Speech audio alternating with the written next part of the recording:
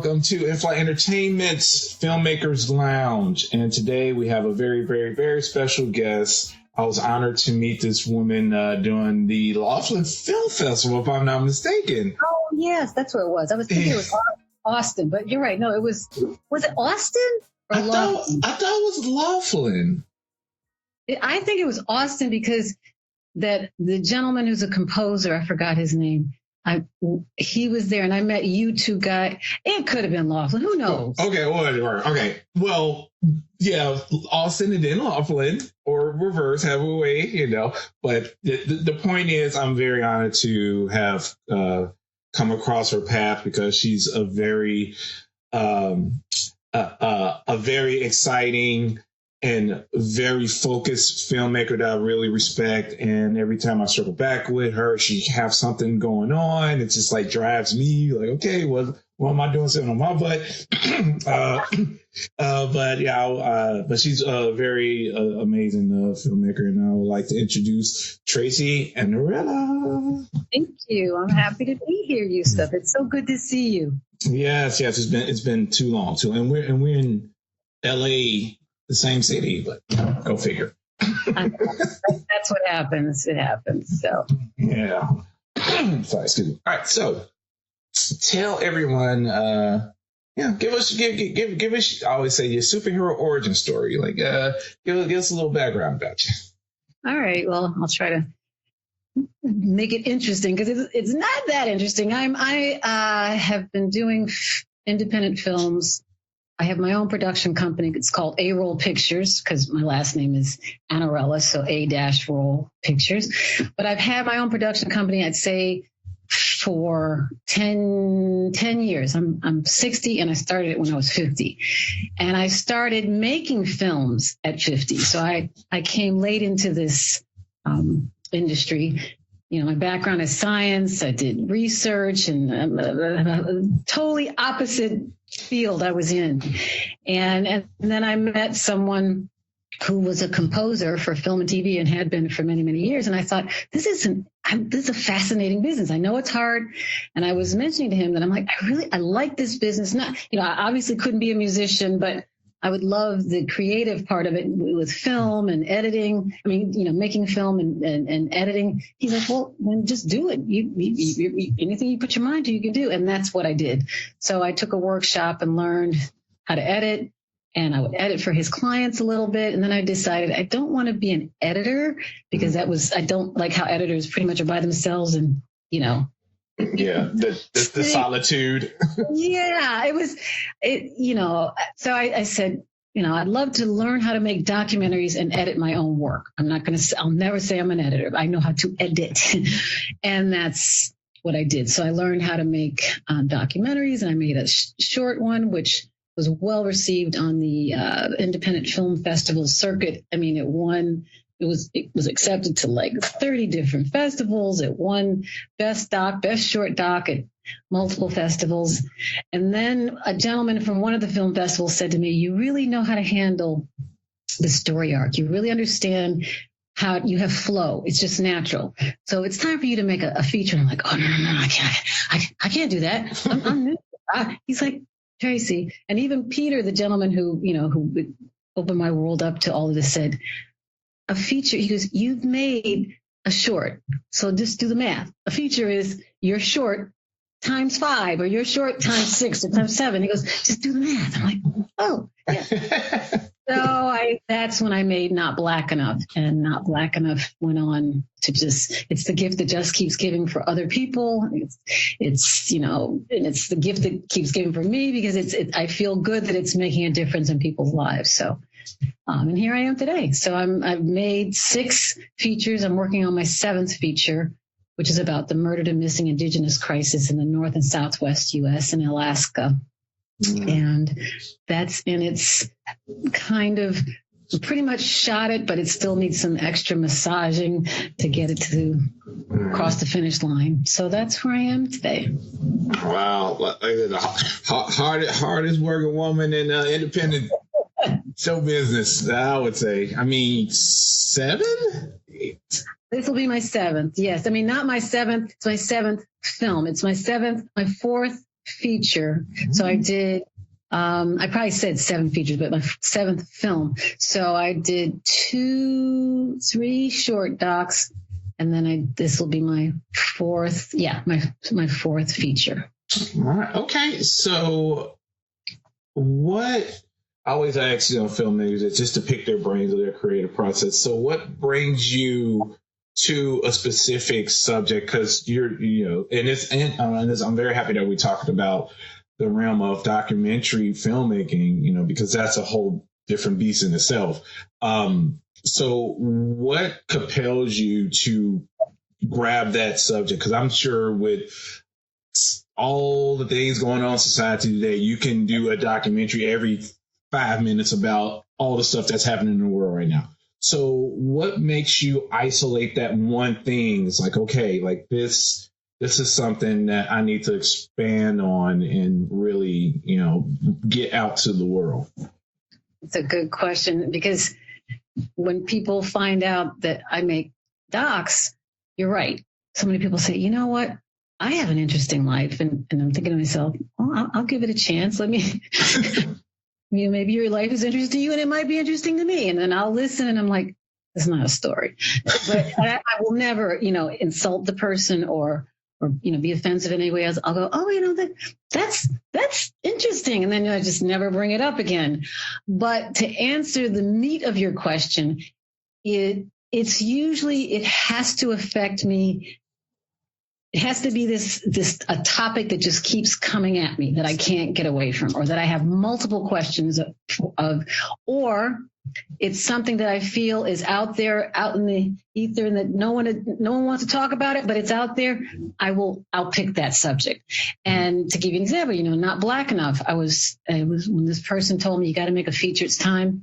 I'm like, well, what am I going to do a feature doc on? And Not Black Enough is something that I experienced a lot of growing up.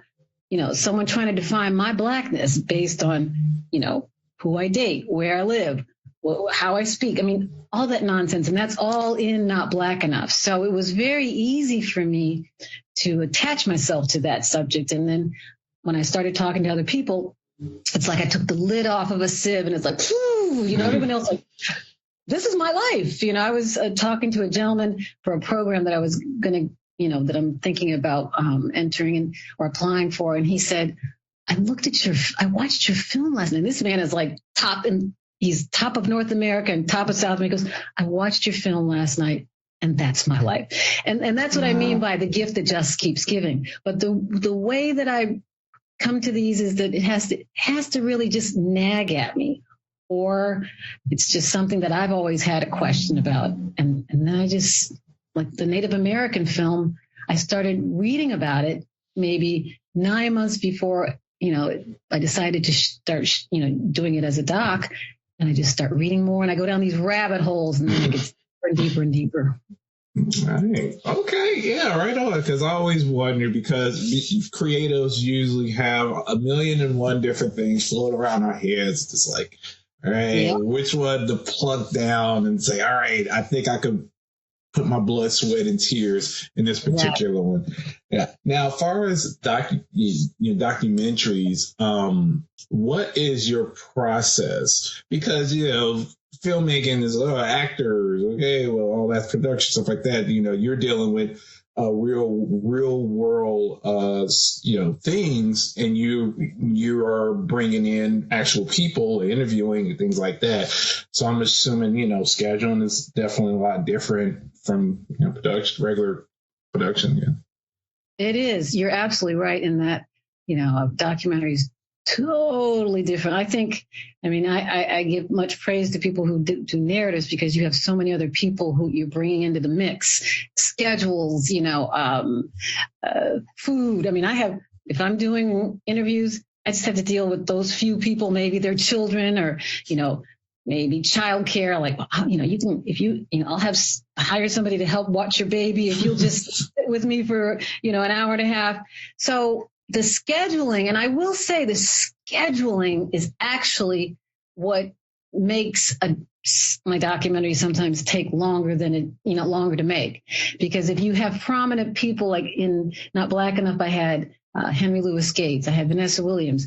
I've had other people in films that these are busy people. They're public figures, so they don't, Tracey's not that important to them. So at the moment, so it's like, well, I want to help you, but I'm going out of the country, or I'm shooting a movie, and then I don't see them for like 10 months. So that stretches out my film, and it makes it, usually my films take about 18 months to 2 years. Now, as I said earlier, I've been working on this Native American film for 4 years, and that's different. That has nothing to do with scheduling. It's a difficult subject.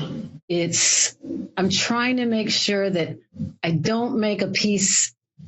I'm trying to raise awareness about how bad the dire situation that we have here, and state by state by state, because it's mostly in New Mexico. I mean, it's all over the North and Southwest. Washington State is bad. Alaska is bad. So, but I can't give you every case of every state. So I'm trying to, make an amalgam of all the different situations. So this one's taking me a lot longer to carve out that. I started in one direction, and that's the difference between a narrative and a documentary. Is that you can go a little bit to the left, and then you do an interview. You go, you know what? That part of the story is better than the direction in which I was going. So we're going to shift a little bit this way, and that's the beauty of a doc. Like they say, like Alfred Hitchcock said, when you're working with a doc, the script is king. But when you're working with a documentary, the director is king. And I don't mean that like in a power thing. It's like, I can switch. I can go this way. When you have a script, you cannot switch that. You might change, a word or two, or let's have him walk in the door, but instead of being already in the living, the script is there. So. Okay. Yeah, definitely. And talking to, other documentary filmmakers, you're right. It's like, it's all the same thing rings true, because they were saying, okay, like it might be that one interview, and that one interviewer might say that one statement, or that one, that's like, wait a minute. Okay, that's the story. All right. Okay, we need to shift this a little bit, because that's more compelling. Yeah. That's the way it happens. I mean, and it's, you got to go with it, Right. Yeah, that's all. I found that amazing. Always fascinating. Okay, so what makes a great documentary?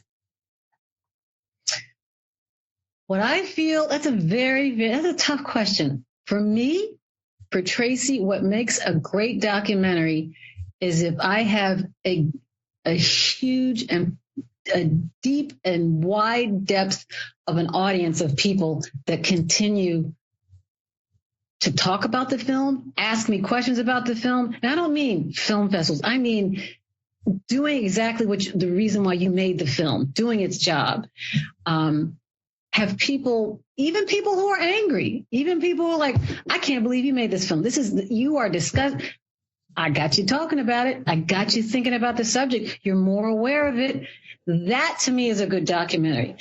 To me, I don't like fluff pieces, and I've been in situations where someone will go, we did an interview and I said a couple things and I don't like what I said, and these were true. They were speaking from the heart, but they didn't feel comfortable. And I'm like, well, I will not put it in there, but then I don't want to have our interview in there because everything else you had was just for a fluff doc. I don't make fluff pieces. I mean, nobody wants to see that. I'm not shining a light on anything. I'm not enlightening you. I'm not raising awareness anyway. I'm just kind of leaning on one side. You have to show the conflicting sides, and you're going to have to piss people off sometimes. Sometimes you're going to have to, I don't set out to shock or embarrass my subjects, but things they may say may be shocking to the audience and may upset the audience. And that means I've done my job. And I'm not saying I'm setting out to piss people off, but sometimes it happens. Yeah. And that's the best one is it have to be uncomfortable for you to shake people out of their bubble to say, hey, wait, well, I disagree, but I never heard that particular perspective before. But like you said, the stain is in the brain that there's like a counterpoint now that just like slapped them. Like I never thought of it that way, you know. And I think that's what I love about filmmakers like yourself. You're constantly challenging people to think outside their comfortable way of processing the world, right? Right. Yeah, and it's a big responsibility, especially with documentary filmmakers like yourself. Even with the Native American documentary that I'm doing, so much has been done to that, horrible things to that culture. What they've suffered in this country. So part of my process there is, and I'm going back to another question you had. There's not a lot of trust there, and there shouldn't be. And I understand that. So I would tread very lightly, and I would build a relationship with these people. And after a while, I can kind of go into Indian country, and that's what they say. They call it Indian country. It's not like I'm saying it in a derogatory way. They will say Indian country. Right. But I can walk into a lot of these reservations, and whereas in the beginning it was a little like people weren't very warm to me because they didn't know me, they didn't trust me. But now they do, and I feel that's from building trust and having them understand that I'm trying to make a piece that will maybe make your things for your culture and your life a little bit better, because I cannot change everything. I cannot change the world, but my job as a documentarian is to open everybody's eyes, and to me, that's what a good documentary is. So, right on. Is there any documentaries that you personally go back to that you kind of watch that keep you like, all right? Yeah, it's strange because it has, a lot of people will say, oh, you got to watch this doc. A lot of people will suggest a lot of documentaries about Native Americans, and I do. I have just sat and watched footage after footage and film after film and documentary after documentary, even on YouTube thing. But I watch everything. I watch all kinds of documentaries, and sometimes just to see the technique, like someone, like if it's a dream, if the person was in history and the person is dead. I'm not a big recreation, person like, George Washington and Martha sat at the dinner table, and then and I'm not knocking it. I'm just saying that's not my style. Right. So if there's something I don't have, I try to watch other documentaries, because in this Native American film, there's things I'm going to have to do, but I probably would do animation, which is the first time I've done that. Or, I watch docs to get that kind of, but to answer your question, what's weird is my favorite doc of all times, a lot of people don't know about it. It's called Muscle Shoals, about the place in Alabama where all of these rock groups used to go and have their records produced. The Stones, I can't think of any. But his doc, and he was a first time documentary filmmaker. It was his first film, and his name escapes me right now. You think I can't remember his name? It escapes me. But that's my favorite. It was just because it's the proper balance of the visuals of Muscle Shoals, the story, music, and having been with somebody, my partner from before, he was a composer, he was a musician. And there's something about when music hits your film, that's it really, and that's what's going to be fun about this Native American film, which is very sad and very dire. But the music, because Native American music is so spiritual. Mm-hmm. I think it's going to be uplifting, for a subject that's not very uplifting. Right. So. Yeah, it is, and it's very interesting when like you said, the Native American music, how that connection got them through just a horrific struggle of, colonization, genocide, all that, Right. And it's funny how it parallels to, how, Black people, how we grasp to Negro spirituals and gospel, to kind of get us through our thing. It's like, it's kind of like the spiritual link with music and struggle. It's just like very, very, very, very interesting. No, I had one woman I was interviewing, and I said, I really appreciate your opening your life and your family and your pain, your grief. She said, I've had other people want to interview our family, but I know you're African American and I know you know my pain. I'm like, oh, so she's like, oh, so, it's different, but she goes, you've dealt with it. So we knew you'd understand and you could appreciate it. So, right. It's like the generational trauma of, the understanding that link. It's like, I see you. I don't even have to look at you, but I see you kind of situation. Exactly. Yeah. That's amazing. Yeah, I can't wait. Cannot wait. Yeah. Now, you told me the scheduling challenges and things like that. Now, there are other roadblocks besides that. You were saying music. I mean, it's again, I'm sure like clearance issues and things like. Is that a pretty funding? Funding, number one, money, which is everybody's problem because these films are all self-funded, but the Native American film, I'm trying to work with different groups now to help with funding so I can get it. I don't want to edit this one. I've edited it in the past. I don't want to edit this one. And I mentioned the gentleman who kind of introduced me to film, who was my partner in all of this. And he used to do the audio post and score the films and write the music. So I didn't have to worry about that. Now I'm going to have to find a composer, because as I said, music really changes a film. And clearances I didn't have to worry about because he wrote the music. It was all his work, so that's a new challenge for me, a new hoop I have to jump through. Nothing scares me. It's just, it's put up as a roadblock and I'm like, okay, all right, now I gotta go around this one. I gotta go over this one. And documentary filmmaking is just, it's tough, but if it's what you want to do, you gotta just, everything that's thrown at you, you gotta deal with it. So so it's that's why I respect the fearlessness of, filmmakers like yourself constantly just in that particular genre of filmmaking. The crusaders. That's what I call it. Right. That makes me feel good. Yeah, because that's what I feel. Sometimes you're just like, oh, why am I doing this? Am I supposed to be doing this?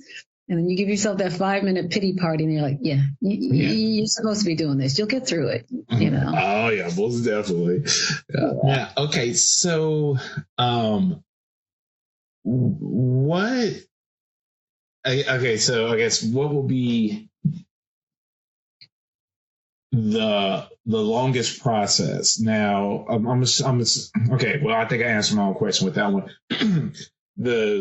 The actual shooting, i.e. the interviewing, things like that. Now, and you mentioned that the second half, which is the editing,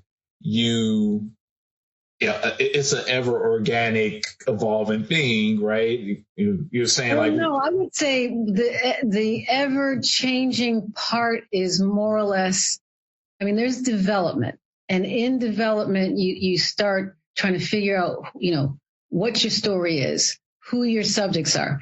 That's like the first part. Then you really should not start production until but that's when I'm telling you, that's when it can change. It can change on you.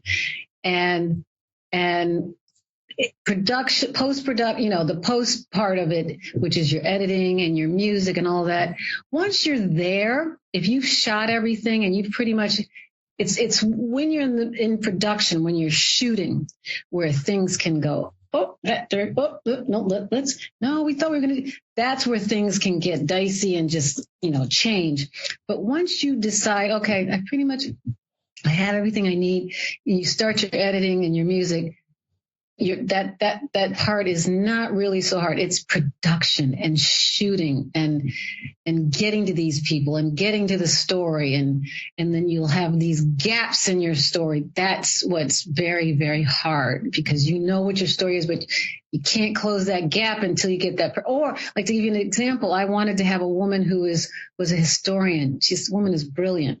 And she on colonialism and what has happened to Native Americans. And I had talked to her about my film, and she was like, oh, this is absolutely, I will do an interview with you. I definitely want to talk to you about it. And then either she spoke to somebody or she thought about it. She wrote back in like 2 hours and goes, I can't help you. I changed my mind. She's like, I'm like, whoa. So that's that gap. So now I have that gap. I'm like, to find someone of her stature to kind of figure it out, Yeah, that was my follow-up, because I'm sure there is a lot of prior commitments and then dropouts and things like that. I mean, yeah, you dovetail right to the next question. Like, how do you handle, those, oh yeah, I know I was going to, but, can't. Yeah, no, she was, I mean, I didn't get upset with her. I mean, in my heart, in my head, I was upset, but I said, oh, thank you so much. I understand. Is there anybody that you would recommend? Because coming from her, if she could think of somebody, I'm like, let me try this person. And so you just kind of roll with it. But that's the kind of thing that stretches projects out for months and years. Like, I'm working with a woman on, another part of the film, like to do something for the film. She's been working on a doc for 10 years. I don't want this doc to go on that long, because I can't. Wow. And documentaries take a lot. I'm not saying that narratives don't, but this has taken a lot from me emotionally. Oh, yeah. And because you feel like you owe your audience and you owe your subjects who have given you time and trusted you with their story and their family story to get the story out there. So a lot of them are, will say, is it done yet? Is it done yet? And, and I'm like, if it was done, let's see it. No, make the movie and not tell you. But I understand they're being anxious, but yeah. So.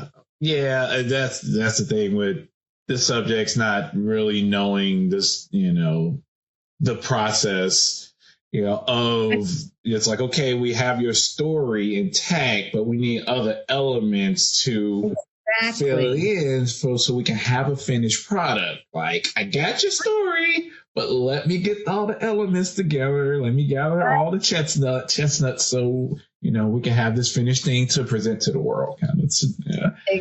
You get it, because you know what goes in. I mean, just because you have a wonderful story, that's not it. There's so much more that goes into putting up. And then, like, people are on set will say, oh, I had no idea. I'm like, exactly. You had no idea what goes into putting a film together, so. Yeah, it's a lot. Now, is there any way we can see any of your projects? Is anything on stream? Or? My films screen on, I think they're on Roku, they're on Amazon Prime. Okay. Not Black Enough is on Amazon Prime. I've done, There She Is, which is about the behind the scenes question of the why do people, compete in beauty pageants, and showing also the diversity of, so that's out there. There's I did a documentary on the studies and the teachings and the music behind Livingston Taylor, who is James Taylor's brother. Carly Simon's in it, and Ian Anderson. I mean, there, a lot of people are in that. Right. So I think that's on, but I think, Roku. I'm trying to remember. Yeah, all of those streaming platforms you can find it. You plug in Not Black Enough, or you plug in my name, So that's where you can find them. Yes, yes. And I encourage everyone to see all of them. Yeah. Oh, thank you. Now, okay, so in closing, I always ask the last question. Now, what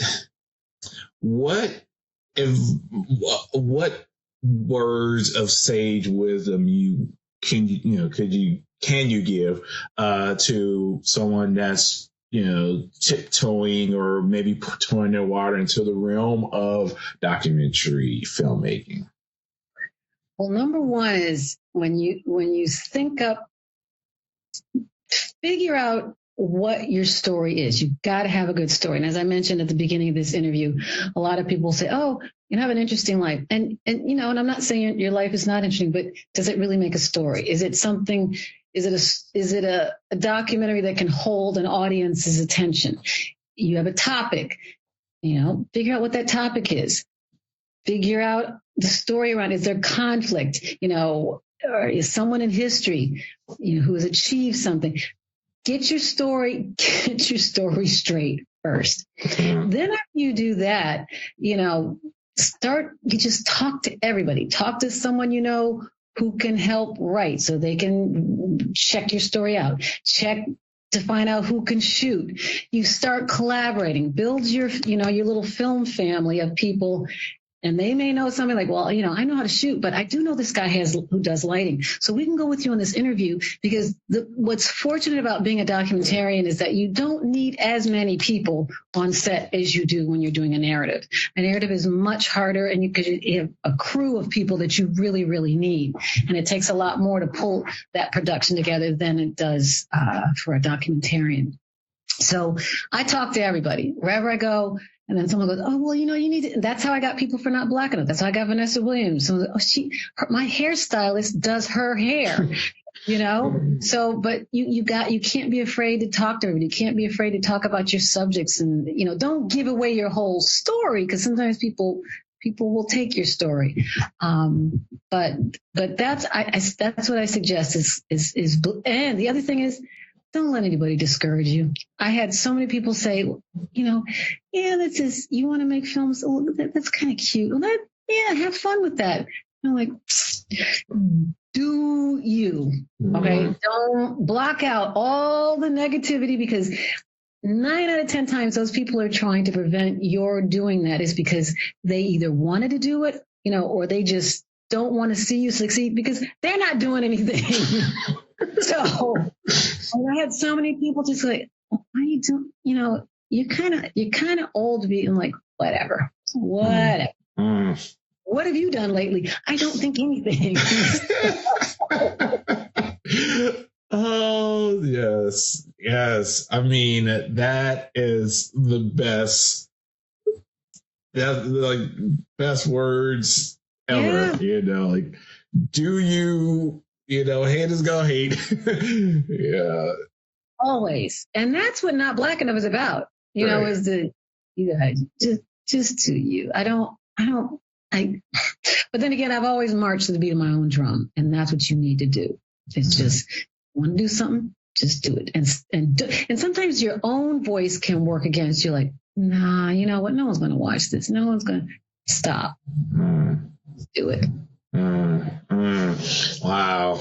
Yes. Like amazing words to close out this amazing interview. You. Tracey, thank you so much. Thank you for stopping at the Filmmakers Lounge and giving us your story. Everyone, check out Tracey's body of work, and as soon as your new project is ready for promotion, I'm going to have you back on. We're going to talk about that bad boy. We're going to shout to the heavens that the new project is out or about to come out or whatever. Like, we're going to get this thing done. I will go ahead. And you can go to my site, and the trailer's there if you want to just see the trailers on, TraceyAnarella.com. That's where you can see some trailers. But once this one's done, you will know. Most definitely. Yes, you better let us know. I will. All right. So, on behalf of In-Flight Entertainment's Filmmakers Lounge, we wish everyone love and peace.